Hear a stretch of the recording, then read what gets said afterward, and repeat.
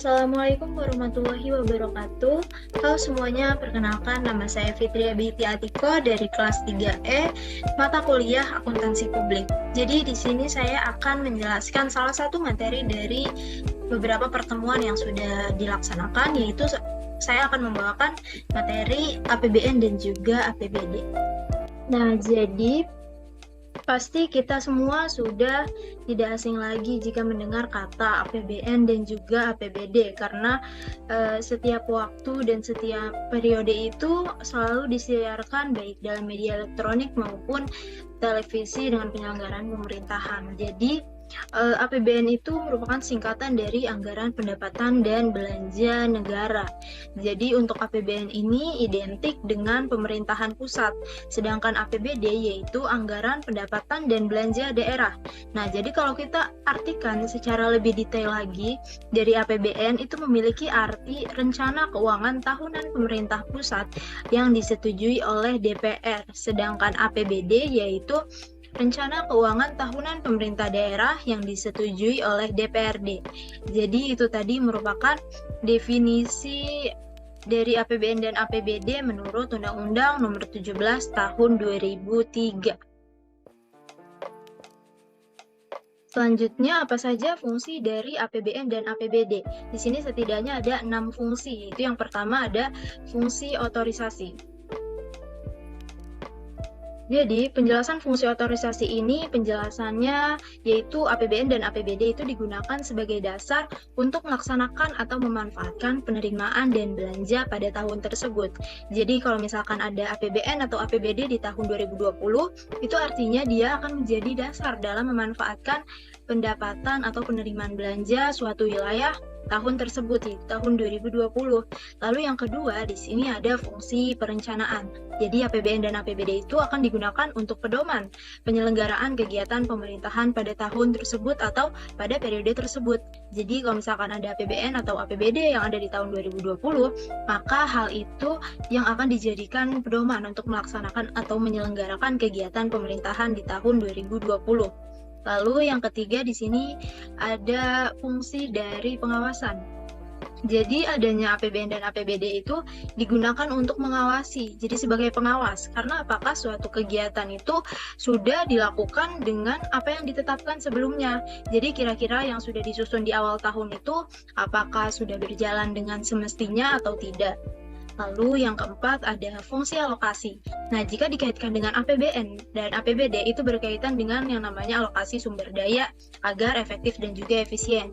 Jadi nanti kalau misalkan ada APBN atau APBD itu dimanfaatkan sumber dayanya secara efektif dan efisien, maka nanti dampaknya secara sederhana itu misalnya seperti perluasan lapangan pekerjaan.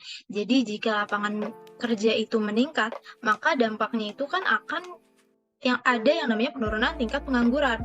Nah, hal ini berarti sumber daya manusia itu sudah digunakan secara maksimal jika dilihat dari tingkat penganggurannya itu sudah turun. Lalu ada yang namanya fungsi distribusi. Jadi yang namanya distribusi itu selalu berkaitan dengan pemerataan. Nah, pemerataan itu berkaitan dengan yang namanya keadilan. Jadi kalau misalkan sedang berbicara tentang pemerataan, itu maka harapannya kesenjangan antara yang kaya atau yang miskin atau yang atas ataupun yang golongan bawah itu menjadi menipis ataupun turun atau juga berkurang. Jadi semuanya itu merata dan nantinya dampaknya itu akan meningkatkan kesejahteraan dari masyarakat. Lalu yang terakhir yang keenam ada fungsi stabilisasi. Jadi lahirnya APBN dan APBD ini bertujuan untuk menciptakan perekonomian yang stabil dan juga seimbang. Contohnya yang paling sederhana itu dari awal penetapan APBN dan APBD, bagaimana caranya supaya kegiatan perekonomian itu bisa menjadi lancar, seimbang, dan juga stabil. Selanjutnya, bagaimana sih mekanisme dari penerbitan APBN dan APBD? Ini sebenarnya dua halnya itu penerbitannya tuh sama ya. Misalnya untuk APBN itu mekanismenya berawal dari pemerintah pusat yang menyusun RAPBN. Jadi bentuknya tuh masih rancangan.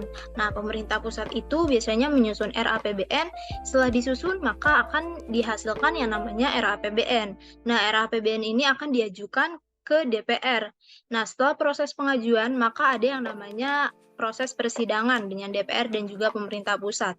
Nanti setelah sidang itu akan menghasilkan dua opsi keputusan. Yang pertama itu adalah RAPBN itu bisa ditolak ataupun RAPBN itu bisa juga diterima. Nah, kalau ditolak bagaimana? Lalu kalau misalkan ditolak, konsekuensinya itu maka bisa menggunakan nominal APBN yang ada di tahun ataupun periode sebelumnya. Misalnya pemerintah pusat itu menyusun RAPBN tahun 2020, sudah disidangkan, ternyata hasilnya ditolak. Maka yang akan digunakan untuk APBN 2020 itu nominalnya akan sama dengan yang ada di tahun 2019. Itu kalau ditolak. Nah, jika diterima, maka akan menggunakan APBN yang baru atau yang diusulkan di RAPBN tadi. Sama halnya dengan APBD. Nah, untuk APBD ini pemerintah daerah yang menyusun RAPBD. Jadi setelah Pemda menyusun RAPBD, maka selanjutnya mereka akan mengajukan RAPBD ini ke DPRD. Jadi DPRD itu juga bisa tingkat 1 ataupun 2. Nah, setelah diajukan, maka akan masuk ke dalam tahap persidangan dengan DPRD.